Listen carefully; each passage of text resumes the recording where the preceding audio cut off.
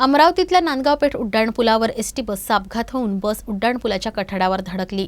या अपघातात चालक वाहक गंभीर जखमी झाले होते। दोघांवरही जिल्हा सामान्य रुग्णालयात उपचार सुरू होते। मात्र गंभीर जखमी असलेल्या वाहकाचा उपचारादरम्यान गुरुवारी मृत्यू झाला।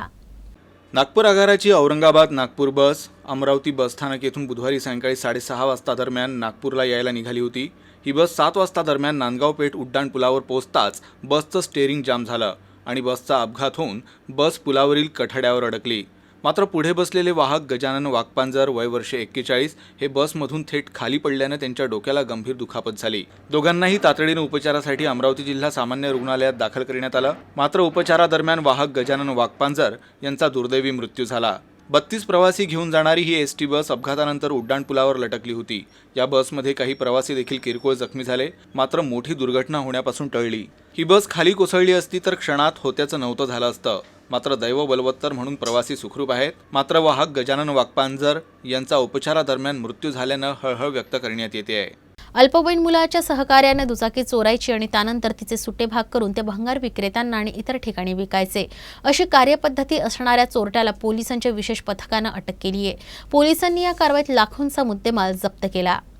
परतवाडा पोलिसांच्या विशेष पथकानं अट्टल वाहन चोरट्याला अटक केली आहे। अल्पवयीन मुलांच्या सहकार्यानं दुचाकी चोरायची, त्यानंतर तिचे सुटे भाग करून ते भंगार विक्रेत्याला विकायचे आणि उर्वरित भाग जंगलात जमिनीत पुरवून ठेवायचे, तर काही गाड्या अथवा गाड्यांचे पार्ट विकायचे।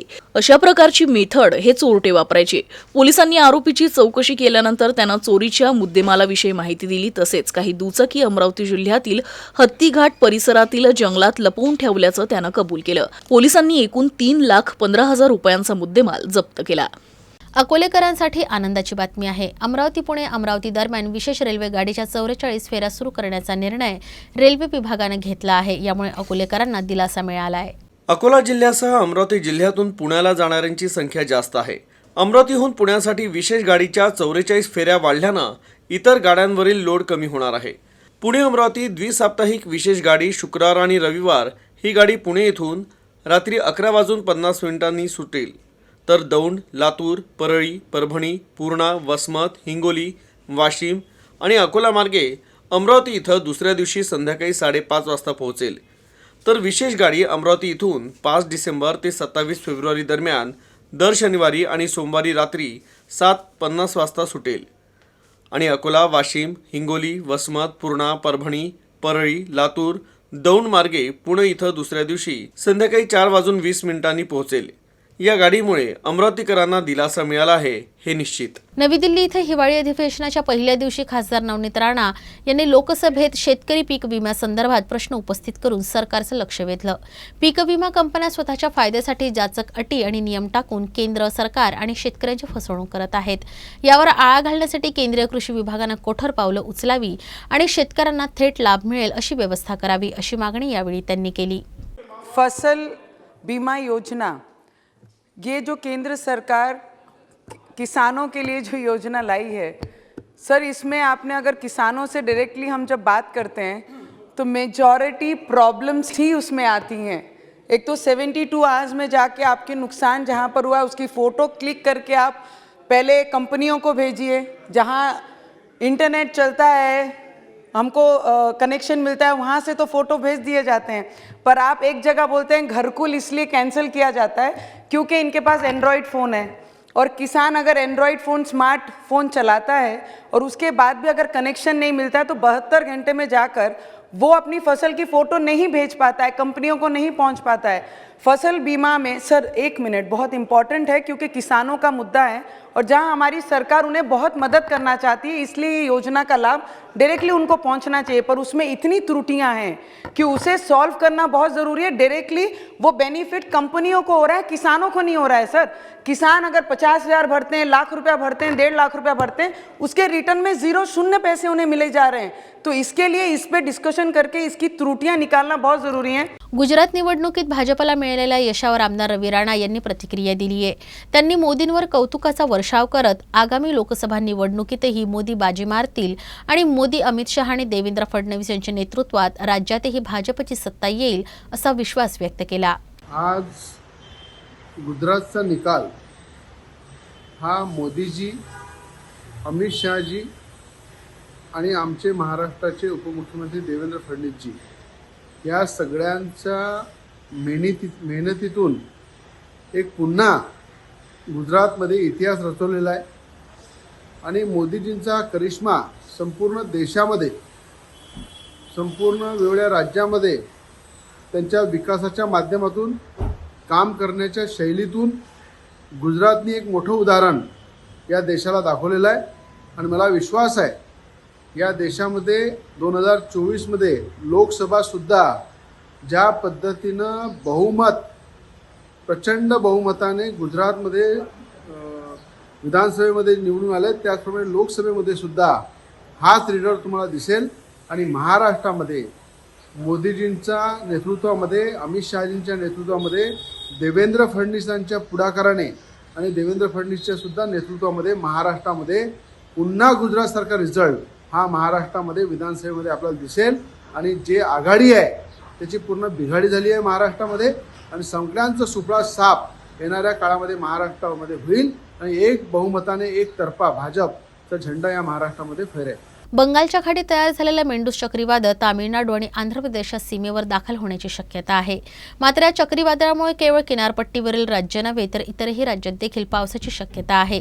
नागपूरसह आसपासच्या परिसरात आता ढगाळ वातावरण असून तापमान घसरत आहे. गुरुवारी नागपूरचं किमान तापमान 10.9 अंश सेल्सिअस पर्यंत घसरलं होतं. बंगालच्या खाडीत चक्रीवादळ मेंडूस येणाऱ्या काही तासात तामिळनाडू आणि आंध्र प्रदेशच्या सीमेवर धडकण्याची शक्यता आहे. यामुळे दक्षिण भारताच्या अनेक राज्यात मुसळधार पाऊस होण्याची शक्यता हवामान विभागानं वर्तविली आहे. या चक्रीवादळामुळे केवळ दक्षिणचेच राज्य प्रभावित झाले नसून विदर्भात देखील ढगाळ वातावरण निर्माण झालंय. यामुळे नागपूरसह संपूर्ण विदर्भात तापमानात घसरण झाली आहे. नागपूरचं किमान तापमान 15 ते 16 अंश सेल्सिअस नोंदविण्यात येत होतं. मात्र गुरुवारी नागपूरचं किमान तापमान 10.9 अंश सेल्सिअस नोंदविण्यात आलं. गुरुवारी नोंदविण्यात आलेलं तापमान यावर्षीचं सर्वात कमी तापमान आहे. गेल्या 24 तासात 5.8 अंश सेल्सिअस तापमानात घसरण झाली, जे सामान्य तापमानाच्या 2.2 अंश सेल्सिअस कमी आहे. ढगाळ वातावरणामुळे दिवसाच्या तापमानात देखील बदल झालाय. विदर्भातील अन्य जिल्ह्यात देखील तापमानात घसरण नोंदविण्यात आली आहे. गोंदिया जिल्ह्यात सर्वात कमी तापमानाची नोंद करण्यात आली. गोंदिया जिल्ह्याचं तापमान 10.2 अंश सेल्सिअस नोंदविण्यात आलं. तर अकोला 15 अंश सेल्सिअस, अमरावती 13 अंश सेल्सिअस, बुलढाणा 13.8 अंश सेल्सिअस, चंद्रपूर 14.2 अंश सेल्सिअस, गडचिरोली 11.4 अंश सेल्सिअस, वर्धा 13 अंश सेल्सिअस, वाशिम 13.5 अंश सेल्सिअस, यवतमाळ 11.5 अंश सेल्सिअस तापमानाची नोंद करण्यात आली. येणाऱ्या काही दिवसात तापमानात आणखी घसरण होण्याची शक्यता वर्तविण्यात येत आहे. अमरावती जिल्ह्यातल्या अंजनगाव सुर्जी पोलिसांनी एका इसमाला अटक करून त्याच्याकडून देशी पिस्तूल आणि 6 जिवंत काडतुसं जप्त केली. अमरावती जिल्ह्यातल्या अंजनगाव सुर्जी इथं पोलिसांनी केलेल्या कारवाईत एका जणाला अटक करण्यात आली. त्याच्याजवळून एक लोखंडी पिस्तूल आणि 6 काडतुसं जप्त करण्यात आली. रिजवान उर्फ सोनू असं या आरोपीचं नाव आहे. तुर्तास पोलीस पुढील तपास करत आहेत. काल दिनांक 7/12/2022 रोजी गुप्त बातमीदाराकडून माहिती मिळाली होती की रिजवान अहमद उर्फ सोनू नावाच्या इसमाकडे एक गावठी पिस्तूल आहे. त्यावरनं त्या इसमास आम्ही ताब्यात घेऊन त्याच्याकडे सखोल चौकशी केली आणि विचारपूस केली. तर त्याने सांगितलं की ती पिस्तूल त्याने 2 दिवसापूर्वी गुड्डू नावाच्या इसमावर जो गुन्हा दाखल झाला होता त्यावरनं त्याने ती लपून ठेवलेली आहे आणि तो आम्हाला देणार आहे. त्यावरनं आम्ही पंचासह आरोपीला घेऊन गेलो आणि त्याच्याकडनं एक गावठी पिस्टल आणि 6 जिवंत काडतूस जप्त केलेली आहे आणि त्यावरनं पोलीस स्टेशन अंजनगाव येथे गुन्हा दाखल करण्यात आलेला आहे. आरोपी सध्या अटक आहे आणि पुढील तपास आम्ही करीत आहोत. अमरावती जिल्ह्यातल्या अचलपूरमध्ये आयोजित मिनी कुंभमेळ्यात शेकडो साधूंनी हजेरी लावली आहे. हे साधू संत आणि भाविकांसाठी दररोज मोठ्या प्रमाणात महाप्रसाद तयार केला जातोय.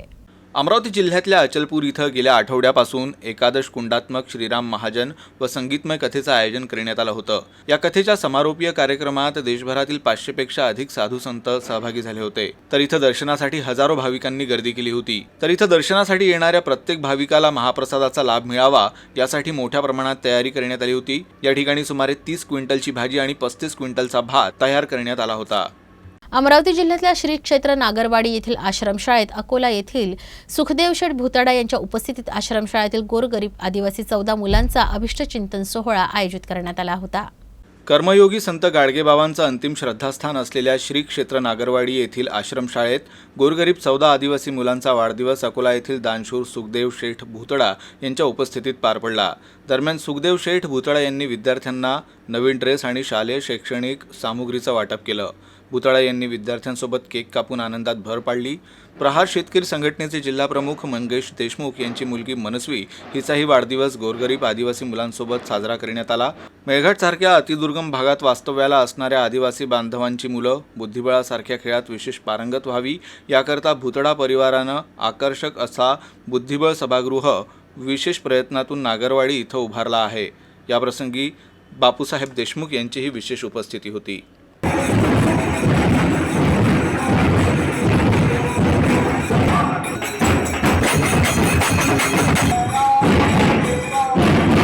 बातमीपत्रात इतकंच. पाहत रहा अम्मानगरी वृत्तांत. नमस्कार.